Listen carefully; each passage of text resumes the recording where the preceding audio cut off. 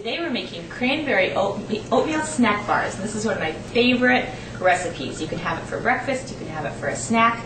It's great any time of day and kids love it.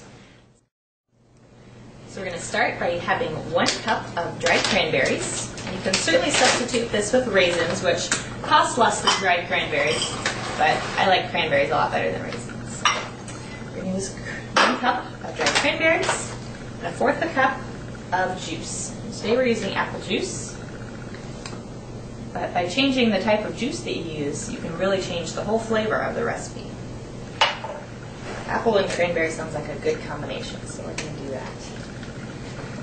So you take the juice and the cranberries, we're going to put them in the microwave for 30 seconds. Okay, so we're going to take a medium-sized bowl and mix together 1.5 cups of flour.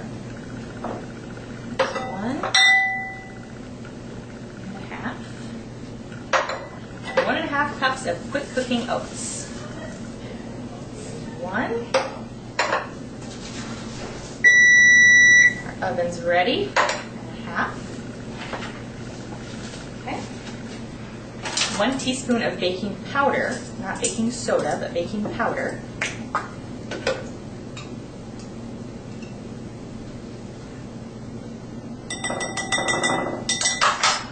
Just 1/4 teaspoon of salt.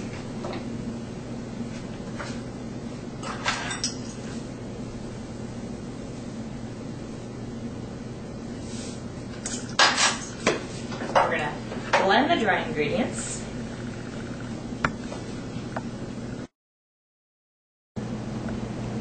And now we're moving on to the liquid ingredients.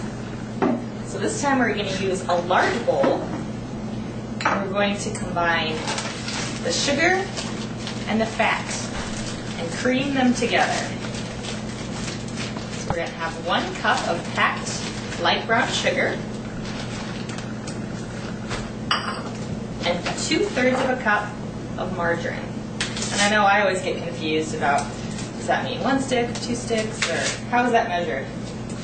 Well, 1 stick is 1/2 cup, it says it right on here. We need 2/3 a cup, so we need more than 1 stick. This has been sitting out for a while, so it's softened. So we have 1 2/3. So we're just going to spatula here and cut off about 2.5 more tablespoons. There's markings on there to help you.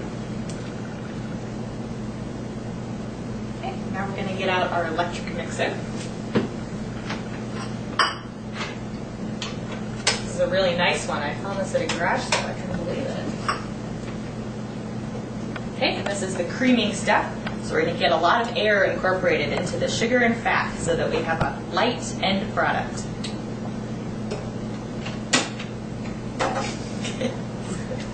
There we go. Okay.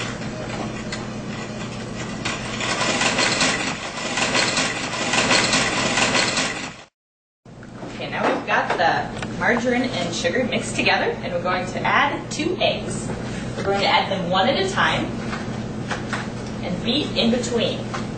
So it's always a good idea to crack an egg into a cup so you know you don't get any shells into the recipe. It adds a little extra calcium, but it's probably not what we're going for. Add 1 and mix. It's going to get a lot of air in there. Okay. And then add the 2nd egg and mix again.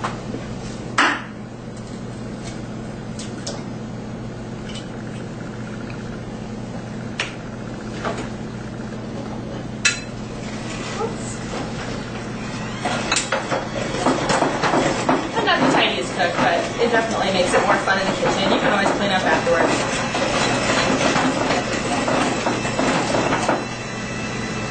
So now we've got our liquid ingredients mixed, and we're ready to set the mixer aside. Add the dry ingredients. Add those cranberries and apple juice that have been sitting over here for a while. Mix it all together.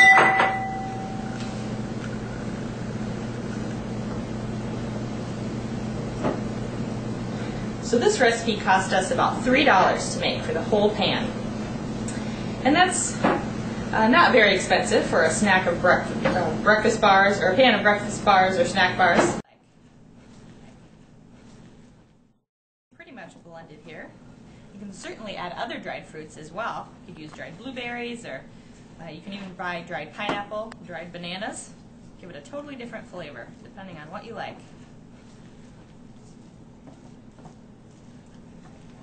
So nuts can be kind of expensive, but if you've got some around, you can add some dried pecans or walnuts, about 1/4 of a cup.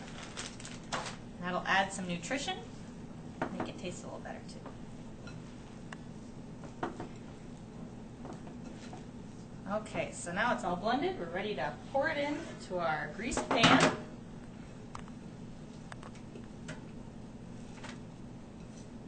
I love these bars. They're a lot cheaper than the store bars, and they also taste a lot better.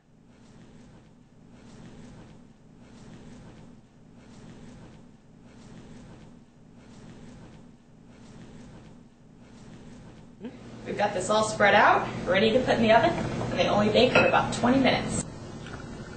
It's been about 20 minutes, so I think our cranberry bars are ready. They smell so good. They look good too. So we're going to let these cool, preferably on a wire rack, for about 20 minutes, and then they're ready to cut and serve. And this would be a great breakfast or a great snack with a glass of low-fat milk and a piece of fruit.